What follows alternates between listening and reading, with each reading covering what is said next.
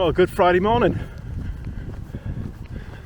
So, last night, or yesterday, I ended up doing about 32 miles and got that hotel room in Kinlochleven. It was such a good idea. I feel infinitely better. Managed to dry out most of my stuff in the room. I got a shower and a bath because I am that greedy. It was just nice to be able to soak the legs in the bath because my calves were absolutely killing me last night. Had a decent sleep in a comfy bed. This morning, had a good breakfast. Got checked out. Maybe been on the trail, maybe 30 or 40 minutes. Real steep climb coming out of Kinlochleven, and then you kind of come over a little ridge and you're on this cart track now. You can see there's been some nice views to the left down the valley. They're just kind of escaping now. It's still quite windy, but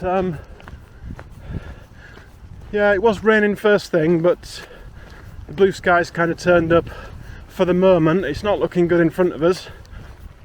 My video camera did actually get quite wet yesterday, even though I kept it inside a glove, inside my hip belt pouch. So resourceful old me just swiped a shower cap from the hotel room, and it's just about the perfect size just to wrap around it. And if it turns out like yesterday again with the constant rain, just be a bit of protection for it. I'm really pleased with it actually. It's a really cool little gadget, the DJI Pocket 2. It's a tiny size and it can do a ton of stuff. Saying that, it's probably not picking up half of my audio.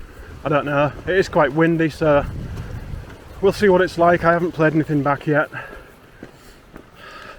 One other thing is there's tons and tons of people on the trail this morning. There was a little section just back a few hundred metres where you kind of come round the corner and you see the trail kind of snaking off into the distance down the glen. I could just see backpack after backpack just snaking the way down the path. So there's definitely quite a few kind of organised tours and organised groups. You know, you'll pass as sort of like a section of 8 people, and be a couple of Americans, French, Scottish, English, and then like the guy at the front, the leader, will be Scottish usually. I've not seen many solo people, which is odd. Obviously I've got no friends, and that's coming across very nicely. Not feeling left out in the slightest. But yeah, it's going alright so far this morning.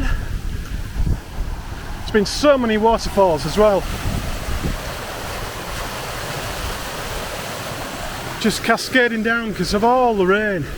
The last sort of 24 hours and past that as well. Just coming cascading down from the hilltops.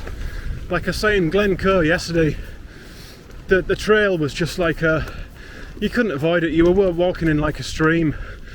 You know, it was 1 inch, 2 inch deep in places. And there's where we've come from, the other side of the valley. So it does look like the sun is going away now, and we're kind of walking further into this grey, nasty looking stuff. So we'll carry on for a bit and see what happens.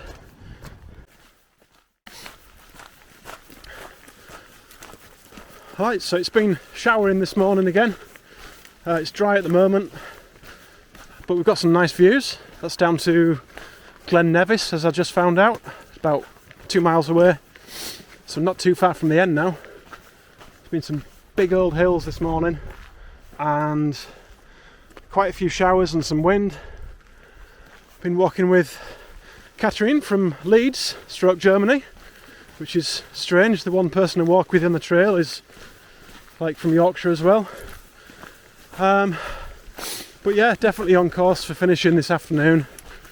and by the looks of it, finishing in the dry as well.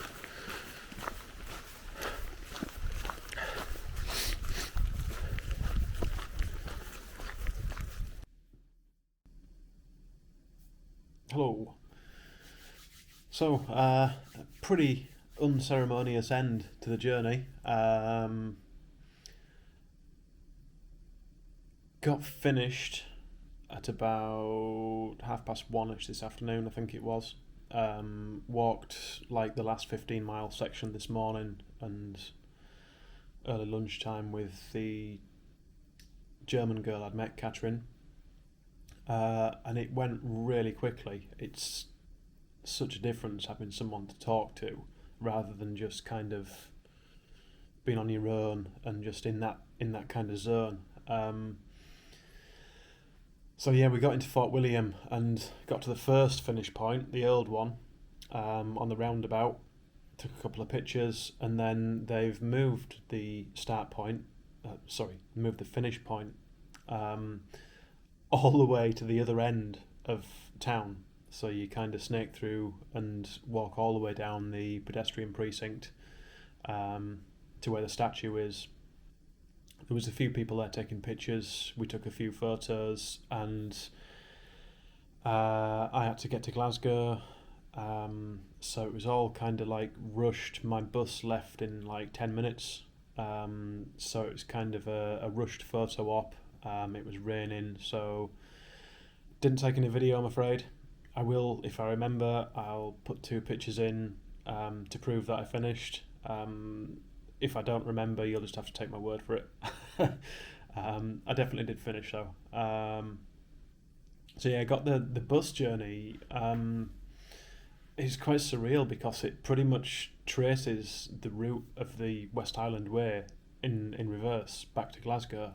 So you're kind of driving through Glencoe and you pass the Devil's Staircase, and I was just kind of thinking to myself, like, yeah, I was here at like 5 o'clock last night, not best pleased and not in the best of tempers. Did see some of the hikers that looked like they were having the same sort of journey as well. But just past all the other stops as well, like Bridge of Orchy, Kinlochleven, Tyndrum. It was quite a good end to the journey, to be honest, to just sit there. And the one thing it did do for me was it really brought home the length of Loch Lomond and the distance that you cover on that section up the side of Loch Lomond. And I think that would be my main piece of advice to anyone thinking about doing the trail, is that section up the side of Loch Lomond. Do not get caught out by it. It's a long section, and it's technical, or it's more technical than other parts of the trail. It will slow you down, and yeah, just be prepared for that bit and just plan extra time for that part of the journey. So yeah, I'm sat in a nondescript hotel room in Glasgow at the moment, just wondering what to do next. I might stay another night, I might get the train home tomorrow, I don't know. But if you are thinking of doing the trail yourself, there's so many different ways that you can go about it. You can go on one of the guided tours, the guided walks. There was loads of those on the trail today. Like, there's one group of about 16 people that we passed at one point. They're very accessible. You can obviously do what I did, do it on your own. That is easy to do. Plan it out. There's plenty of resources online. I wouldn't say do it in 3.5 days though. I would say give yourself, well, you know what you can do yourself. If you know you can walk 20 miles a day, then plan around that. If you can do 30 miles a day, maybe take it down to 25. I don't know. Anyway, yeah, you can do it on your own. You can use baggage transfer services, so you're only carrying a small day pack, and you're stopping at B&Bs or pubs or guest houses or camping pods or whatever it is along the way.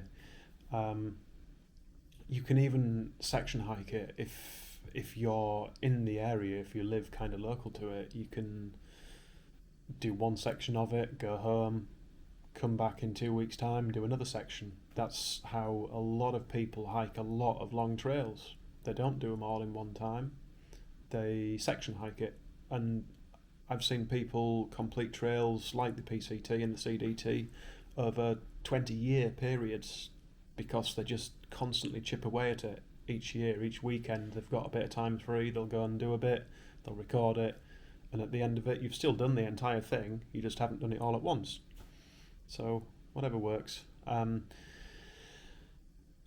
If you do decide to come, just take into account what time of year it is. Obviously Scotland's very changeable with the weather anyway. That is one big thing. The weather changes in an instant, and I'm not exaggerating either. This morning was a prime example of it. Bright sunshine 1 minute, and then the next minute the wind picked up and the rain started coming down. And you will be very glad of a good quality waterproof jacket and waterproof leggings. Anything else?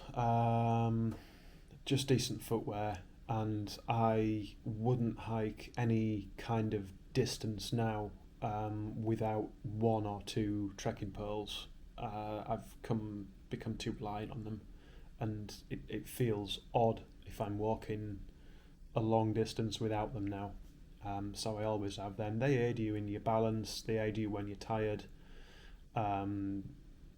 You can point at things with them, and you can fend off angry animals with them as well. You know, they've got plenty of uses. But yeah, like I said, sorry there's no video at the end of the trail. It's a bit of an anticlimax. Thank you to people that have watched the videos and have watched maybe not all of them, some of them, parts of them, bits of them. Hopefully it might inspire you to do something similar yourself, or do the trail yourself, I don't know. And if not, I just hope you enjoyed the scenery.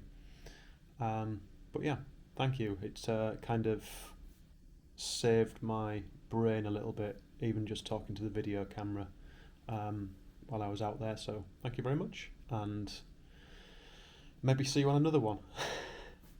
Bye.